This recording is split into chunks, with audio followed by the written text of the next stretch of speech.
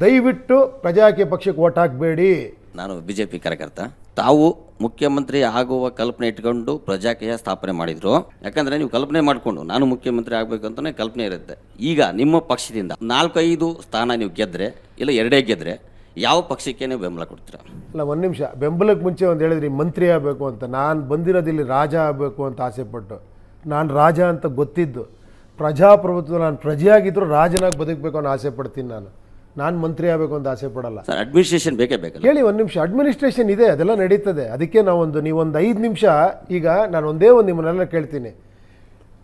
ನೀವು ಕ್ವಶನ್ ಕೇಳೋಕ್ಕೆ ಮುಂಚೆ ನನ್ನ ಪಕ್ಷದ ಒಂದೇ ಒಂದು ಆ್ಯಪ್ನ ಓದಿದ್ದೀರಾ? ನೀವು ನನ್ನ ವೆಬ್ಸೈಟ್ ನೋಡಿದ್ದೀರಾ? ನೋಡಿ ಒಂದು ಸ್ವಲ್ಪ ತಿಳ್ಕೊಂಡಿದ್ದೀರಾ? ಅವಾಗ ನೀವು ಮಾತಾಡೋದಕ್ಕೆ ಒಂದು ಇದಿರುತ್ತೆ.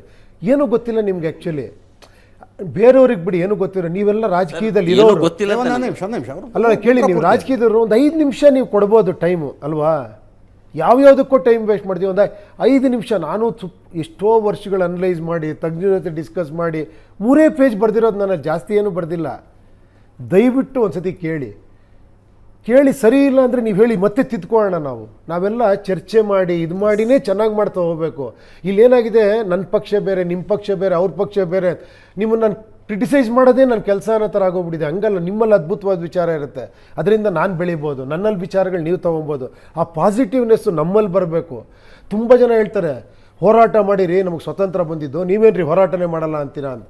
ಹೋರಾಟ ಮಾಡೋದಕ್ಕೆ ಅವಾಗೊಬ್ಬ ವಿಲನ್ ಬೇರೆ ದೇಶದವನಿದ್ದ. ಇವತ್ತು ನಮ್ಮ ಅಣ್ಣ ತಮ್ಮದ್ರು ನಮ್ಮ ಜೊತೆಲಿರೋ ಅವ್ರ ಮೇಲೆ ಏನಕ್ಕೆ ಹೋರಾಟ ಮಾಡಬೇಕು ನಾವು ಅಲ್ವಾ? ನಮ್ಗೆ ಅವಾಗ ಒಂದು ಎಲೆಕ್ಷನ್ ಇತ್ತು ಅಂದ್ಕೊಳ್ಳಿ, ಬ್ರಿಟಿಷರಿದ್ದಾಗ ಹೋರಾಟ ಮಾಡ್ತಿದ್ವಾ? ಇಲ್ಲ. ಎಲೆಕ್ಷನಲ್ಲಿ ವೋಟ್ ಹಾಕ್ತಿದ್ವಿ, ಬೇಡ ನಮ್ಗೆ ಬ್ರಿಟಿಷರು ಅಂತ ಅಲ್ವಾ? ಈಗ ಇನ್ನೂ ಹೋರಾಟ ಮಾಡ್ತೀವಿ ಅಂದರೆ ನಾವೊಂದು ಎಲೆಕ್ಷನ್ ಕೊಟ್ಟಿದ್ದಾರೆ ಹೇಳಿ ಪ್ರಜಾಪ್ರಭುತ್ವದಲ್ಲಿ. ನೀವು ವೋಟ್ ಹಾಕಿ ಹೋರಾಟ ಯಾಕೆ ಮಾಡ್ತೀರ? ಅವ್ರು ಕಿತ್ತು ಬಿಸಾಕಿ ಬೇರೆಯವ್ರನ್ನ ತೊಗೊಳ್ಳಿ. ಏನು ಗುರು, ಇಷ್ಟು ಸಿಂಪಲ್ ಆಗಿರೋ ಆದರೂ ನಾವು ಹೋರಾಟ ಮಾಡ್ತೀನಿ ಅಂದರೆ, ಈ ಹೋರಾಟ ಮಾಡಿದ್ರಲ್ಲೂ ನಾಯಕರು ಉಟ್ಕೊತಾರೆ, ಸಮಾಜ ಸೇವೆ ನಾಯಕರು ಉಟ್ಕೊತಾರೆ. ಮತ್ತೆ ಹೌದು, ನಾನು ಅದಕ್ಕೆ ಏನು ಮಾಡಿದ್ದೀನಿ, ಸಮಾಜ ಸೇವೆ ಮಾಡ್ರಪ್ಪ ನೀವು ಮಾಡ್ಕೊಳ್ಳಿ, ಬಟ್ ಸಮಾಜ ಸೇವೆ ಮಾಡಿದ್ದೀನಿ ಅಂತ ಇಲ್ಲಿಗೆ ಬರಬೇಡಿ. ಅದು ಕ್ರೈಟೀರಿಯಾ ಇಟ್ಕೊಂಡು ನನಗೆ ಓಟ್ ಹಾಕಿ ಅಂತ ಬರಬೇಡಿ. ಹೋರಾಟ ಮಾಡಿದ್ದೀನಿ ಕ್ರೈಟೀರಿಯಾ ಇಟ್ಕೊಂಡು ಬರಬೇಡಿ. ಇಲ್ಲಿ ನೀವು ಅದು ಮಾಡೋಂಗಿದ್ರೆ ಮಾಡ್ಕೊಳ್ಳಿ, ತಪ್ಪೇನಿಲ್ಲ ಅದು. ಬಟ್ ಅದು ಎಲೆಕ್ಷನ್ಗೋಸ್ಕರ, ಚುನಾವಣೆಗೋಸ್ಕರ ಅದಾಗಬಾರ್ದು. ಇಷ್ಟೇ ಹೇಳ್ತಾ ಇರೋದು ನಾನು, ಅಷ್ಟೇ. ಆಮೇಲೆ ಅದು ಬಿಡಿ, ಗಿಪೋರ್ಟ್ ಏನಿಲ್ಲ. ಮತ್ತೆ ನಾನು ಜನರ ಹತ್ರನೇ ಹೋಗ್ತೀನಿ. ನಾನು ಡಿಸಿಷನ್ ಏನೂ ತೊಗೊಳ್ಳಲ್ಲ ಇಲ್ಲಿ. ನಾನೊಬ್ಬ ಕೆಲಸಗಾರ ಅಷ್ಟೇ. ಇಲ್ಲಿ 3 ಜನ ಇದ್ರಾ, 3 ಜನ ಕ್ಷೇತ್ರದಲ್ಲಿ ಹೋಗಿ ಕೇಳ್ತೀನಿ, ನೋಡಪ್ಪ ಯಾರಿಗೆ ನೀವು ಸಪೋರ್ಟ್ ಮಾಡಿ ಹೇಳಿ, ಜನಗಳು ಹೇಳ್ದಂಗೆ ನಾವು ಮಾಡ್ತೀವಿ ಅಷ್ಟೇ. ಅರ್ಥ ಆಯ್ತಾ? ಇಲ್ಲಿ ನಾನು ಏನೂ ಮಾಡಲ್ಲ. ಇಲ್ಲಿ ನಾವೆಲ್ಲರೂ ಮಾಡ್ತೀವಿ ಅಷ್ಟೇ. ಆ ಥರ ಗೆದ್ದಿರೋ ಅಭ್ಯರ್ಥಿಗಳು ನಿಮ್ಮ ಮಾತು ಕೇಳ್ತಾರ ಜನಗಳಿಗೆ? ಫಸ್ಟ್ ಆಫ್ ಆಲ್ ಹೇಳ್ತೀನಿ ಕೇಳಿ, ನಾನು ಯಾವ ದಾರಿ ಹಾಕ್ಕೊಟ್ಟಿದ್ದೀನಿ ಅಂದರೆ ಅವ್ನು ಗೆಲ್ಲಕ್ಕೆ ಚಾನ್ಸ್ ಇಲ್ಲ. ಹೇಳ್ತೀನಿ ಕೇಳಿ ಒಂದು ನಿಮಿಷ. ಯಾಕೆ ಹೇಳ್ತೀರಿ ಗೊತ್ತಾ? ಕೇಳಿ, ಜನ ಗೆಲ್ಲೋವರೆಗೂ ಅವ್ನು ಗೆಲ್ಲಕ್ಕಾಗಲ್ಲ. ಇಲ್ಲಿ ಒಂದು ತಿಳ್ಕೊಳ್ಳಿ, ನಾನು ಜನ ಗೆಲ್ಲೋದಕ್ಕೆ ಒಂದು ಸೂತ್ರ ಹುಡುಕಿರೋದು. ಕರೆಕ್ಟಾಗಿ ಹೇಳ್ತೀನಿ ಕೇಳಿ ನಿಮಗೆ. ನಾನು ಹೇಳೋದು ಏನಾದರೆ, ನಾವು ಎಷ್ಟು ಸುಳ್ಳಿನ ಪ್ರಪಂಚದಲ್ಲಿ ಇದೀವಿ ಅಂದರೆ, ಸತ್ಯ ಹೇಳಿದ್ರೆ ನಮಗೆಲ್ಲ ಒಂಥರ ಕಚ್ಗುಳಿ ಇಟ್ಟಂಗೆ ಆಗುತ್ತೆ. ನಿಜವಾಗ್ಲೂ ನಾನು ಹೇಳಿದ್ದು ಇದುವರೆಗೂ ಸಿನಿಮಾದಲ್ಲೂ ಸತ್ಯ ಅಷ್ಟೇ.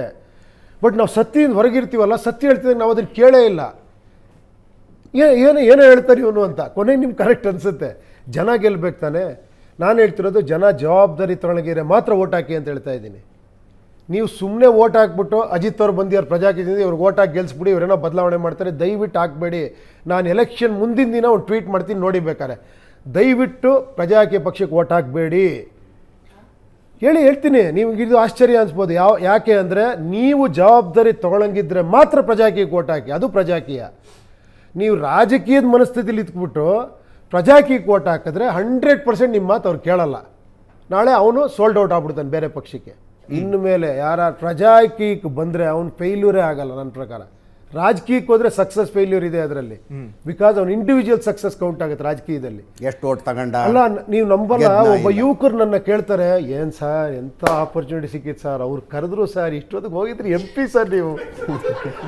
ನಾನು ಅಲ್ಲಪ್ಪ, ನಾನು ಉದ್ಧಾರ ಆಗಲಿ, ನಾನು ಹಣ ಮಾಡಲಿ, ನೀನು ಇಷ್ಟು ಖುಷಿ ಪಡ್ತಿಲ್ಲ. ಎಂಥ ಗ್ರೇಟ್ ವ್ಯಕ್ತಿ ಇರಪ್ಪ ನೀನು. ನೀವು ಚೆನ್ನಾಗಿರ್ತಿದ್ರೆ ಅವ್ನು ಖುಷಿ. ಇಂಥ ದೇಶ, ಇಂಥ ಜನ ಯಾವ ಪ್ರಪಂಚದಲ್ಲಿ ಸಿಗ್ತಾರೆ? ಕ್ರಿಕೆಟ್ ಆಡೋದಕ್ಕೆ ಬಂದಿದ್ದೀರಿ ಸರ್, ರೂಲ್ಸ್ ಚೇಂಜ್ ಮಾಡ್ತೀನಿ ಅಂತಿದ್ದೀರಿ ನನ್ನ ಪ್ರಕಾರ.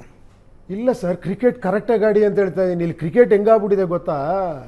ಯಾವನು 2 ಕೋಟಿ ಕೊಟ್ಟನ ಅವನಿಗೆ ಬ್ಯಾಟ್ ಕೊಡ್ತಾ ಇದ್ದಾರೆ, ಯಾವನು 5 ಕೋಟಿ ಕೊಟ್ಟನ ಅವ್ನಿಗೆ ಬಾಲಕಕ್ಕೆ ಬರಲ್ಲ ಅವನಿಗೆ ಕೊಡ್ತಾ ಇದ್ದಾರೆ. ಅವ್ನು ಸುಮ್ಮನೆ ಹಿಂಗೆ ಆಗ್ತಾನೆ, ಇವನು ಸುಮ್ಮನೆ ಹಿಂಗೆ ಹೊಡಿತಾನೆ 4 ಅಂತ.